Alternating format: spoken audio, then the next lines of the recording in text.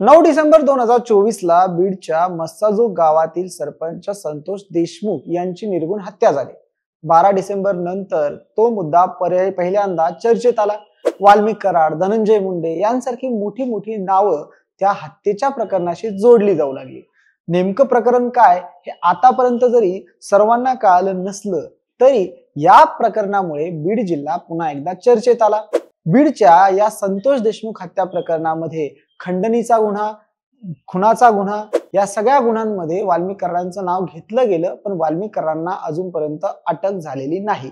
वाल्मिक कराड हे धनंजय मुंडे यांचे निकटवर्तीय मानले जातात, म्हणून सुरुवातीपासूनच संपूर्ण राज्यभरात टीकेचे धनी ठरले ते धनंजय मुंडे. या सर्व प्रकरणामध्ये शरदचंद्र पवार असतील किंवा बाळासाहेब थोरात असतील, विरोधक आणि सत्ताधारी प्रत्येक पक्षातील मोठ्या मोठ्या नेत्यांनी मस्साजोग येथे जाऊन संतोष देशमुखांच्या कुटुंबियांची भेट घेतली. अगदी राष्ट्रवादी काँग्रेसचे राष्ट्रीय अध्यक्ष अजित पवार यांनी देखील मस्साजोग येथे जाऊन संतोष देशमुखांच्या कुटुंबियांची भेट घेऊन त्यांचे सांत्वन केले.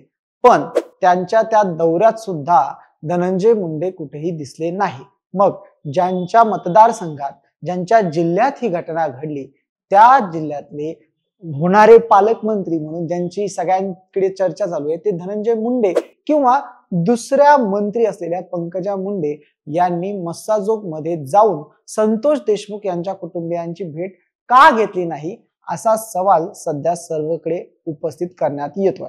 अगदी भाजपचे आमदार सुरेश धस असू देत किंवा सामाजिक कार्यकर्त्या अंजली दमानी असू देत, दोघांनीही मुंडे बंधू भगिनींवर अशा प्रकारचा आरोप केलाय. त्यांना प्रश्न विचारलेला आहे की तुम्ही स्वतः मस्साजोग मध्ये जाऊन देशमुख कुटुंबियांची भेट का घेतली नाहीये.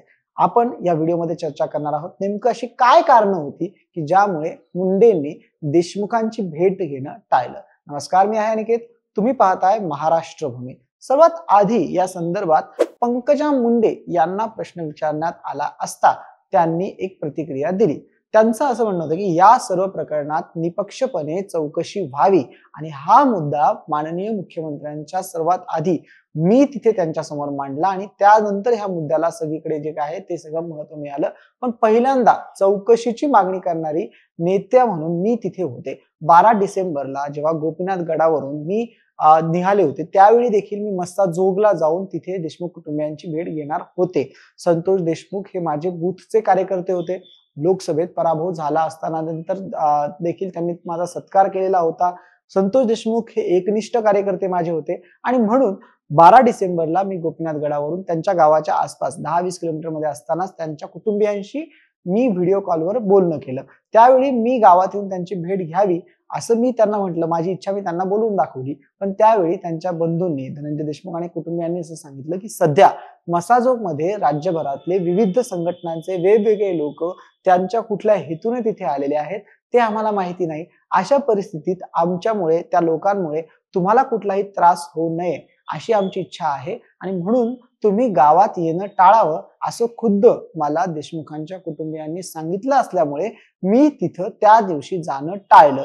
एव्हाना त्याच दिवशी मी संपूर्ण त्यांच्या आईशी, संतोष देशमुखांच्या आईशी, त्यांच्या पत्नीशी, मुलांशी आणि त्यांच्या बंधूंशी व्हिडिओ कॉलवर बोलणं केलेलं होतं. आणि 12 डिसेंबर नंतर पण आतापर्यंत सुद्धा प्रत्येक प्रकरणामध्ये कुठली नवीन अपडेट आहे या संदर्भातली सगळी माहिती मी माझ्याकडे घेत असते अशा प्रकारचं वक्तव्य त्यांनी माध्यमांमध्ये दिलेलं आहे. म्हणजे पंकजा मुंडे यांनी सांगितलेलं आहे की मी त्यामध्ये त्या गावामध्ये गेलेली नाही.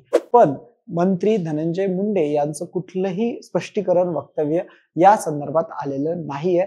धनंजय मुंडेंनी मस्साजोग मध्ये का जाणं टाळलं तर याचं सगळ्यात पहिलं आणि महत्वाचं कारण जे संपूर्ण समोर येतंय ते म्हणजे त्यांच्या विरोधात असलेला राज्यभरात आणि विशेष करून बीड जिल्ह्यामध्ये असलेला एक रोष. कारण मस्साजोग, परळी किंवा बीड या संपूर्ण भागामध्ये, शहरामध्ये, जिल्ह्यामध्ये जर आपण पाहिलं तर टीकेचा धनी हा धनंजय मुंडे यांनाच ठरवण्यात येत आहे. वाल्मिक कराड हे धनंजय मुंडेंचे अतिशय जवळचे व्यक्ती म्हणून मानले जातात, त्यांचे राईट हँड मानले जातात आणि त्यांचंच नाव या खुनाच्या प्रकरणात समोर येत असल्यामुळे त्यांना पाठिंबा धनंजय मुंडेंचाच होता का आणि या सगळ्या गोष्टीमुळे त्यांच्या विरोधात एक रोष आहे, त्यांच्या विरोधात संतापाचं वातावरण मस्साजोगच्या परिसरात आपल्याला पाहायला मिळतंय. सध्या मस्साजोग मध्ये विविध संघटनेचे लोक, विविध भागातून आलेले लोक तिथे देशमुख कुटुंबियांचं सांत्वन करायला येत आहेत. 28 तारखेला बीड जिल्ह्यामध्ये त्यांना न्याय मिळावा संतोष देशमुखांना यासाठी एका मोर्चाचं आयोजन करण्यात येत आहे. या सगळ्या पार्श्वभूमीवर जिथे तणावाची परिस्थिती आहे अशा परिस्थितीत धनंजय मुंडेंनी तिथे जाणं टाळलं असल्याचं बोलण्यात येत आहे. म्हणजे ह्या सगळ्या गोष्टीचं कारण आहे ते म्हणजे वाल्मिक कराडांची धनंजय मुंडेंशी असलेली जवळीक आणि त्या गोष्टीमुळेच धनंजय मुंडे तिथे गेले नाही अशा प्रकारचं मत जे आहे तिथे वर्तवण्यात येत आहे. धनंजय मुंडे यांच्याबद्दल म्हणजे धनंजय मुंडे यांनी सुद्धा या संतोष देशमुख हत्ये प्रकरणी मुख्यमंत्री असतील उपमुख्यमंत्री असतील सर्वांशी भेट घेतलेली आहे. त्यांनी या प्रकरणात कठोर कारवाई करा अशा संदर्भातलं सुद्धा त्यांनी वक्तव्य जे आहे ते केलेलं आहे. आज अगदी जेव्हा मसाजोग या गावामध्ये बीडमध्ये सीआयडीचे अपर महासंचालक तिथे आलेले आहेत, सीआयडी कडे जेव्हा तपास सुरू आहे त्यावेळी देखील धनंजय मुंडेंनी सह्याद्री अतिथीगृहावर मुख्यमंत्री देवेंद्र फडणवीस यांची भेट घेतलेली आहे. त्यांच्या या भेटीनंतर सुद्धा अनेक चर्चांना सध्या उधाण आलेलं आहे. म्हणजेच धनंजय मुंडे यांचं नाव जे सध्या समोर येत आहे त्यावर कुठेतरी कव्हर करण्याचं, वाल्मिक कराडांना पुढे करून स्वतःचं नाव बाजूला करण्याचा हा प्रयत्न असल्याचं देखील धनंजय मुंडेंच्या विरोधकांचं मत सध्या आपल्याला होताना पाहायला मिळत आहे. पण या दोन गोष्टीमुळे पंकजा मुंडे आणि धनंजय मुंडे यांचं मस्साजोग या गावात न जाणं झाल्यामुळे किंवा ते न गेल्यामुळे ते सध्या टीकेचे धनी ठरत आहेत. या सर्वांचा फायदा त्यांचे विरोधक, राजकीय विरोधक घेताना पाहायला मिळतात. सुरेश धस, अंजली दमानिया यांनी तर त्यांच्या वारंवार टीका केलीच आहे, पण संदीप क्षीरसागर आणि तिथले काँग्रेस, राष्ट्रवादी काँग्रेस आणि शिवसेना युबीटी पक्षाचे नेते सुद्धा वारंवार धनंजय मुंडेंवर टीका करण्यासाठी एकही संधी जी आहे ती सोडताना आपल्याला पाहायला मिळत नाहीये. तुम्हाला काय वाटतं? बीड मधलं ह्या वातावरणाला जबाबदार नेमके तिथला गुन्हेगारांना असलेला राजकीय आश्रय आहे की तिथे कायदा सुव्यवस्थेवर नसलेली सध्याची प्रशासनाची पकड आहे? तुमचं मत कमेंट करून आम्हाला नक्की कळवा. धन्यवाद.